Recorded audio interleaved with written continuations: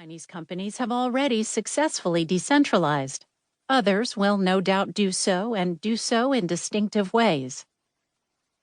The command and control instincts of a Communist Party-controlled economy will at some point meet the requirements of innovation in a VUCA world. How this tension is navigated will impact Chinese firms, the Chinese economy, and China itself.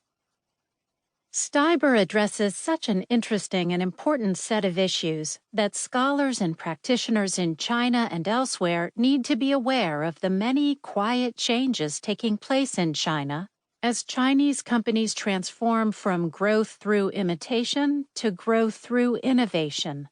An excellent place to obtain important insights into the innovation that is beginning to take place in China is this salutary monograph. Berkeley, California, USA, July 2017. David J. Teese, Director, Tusher Center for the Management of Intellectual Capital, Professor of Business Administration, Thomas W. Tusher Chair in Global Business, Haas School of Business, University of California, Berkeley. Preface. We, that is, the author, with help from her research team, have written this book to help address three needs. The urgent need for a fundamentally new approach to managing firms, the need to understand and compare management models used by leading innovation giants in Silicon Valley and in China, and the need to understand if the Chinese pace-setters may even have surpassed the Silicon Valley-based firms in regard to new management models for innovation and speed. The business environment has changed dramatically. As more than one observer puts it, change itself has changed. Markets and technologies in virtually every industry are now subject to frequent and unpredictable change, putting a premium on qualities like innovation, adaptability, and rapid response. Yet the great majority of companies still are built around rigid command and control cultures and bureaucratic structures of the kind that evolved during the last century. The future, however, will favor companies that can migrate to a new management model better suited for this time, the Internet age. We first observed key elements of this new approach in use at Google.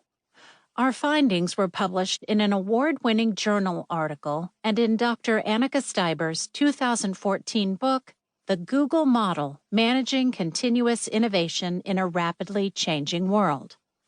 Then, starting early in 2014, we expanded our studies.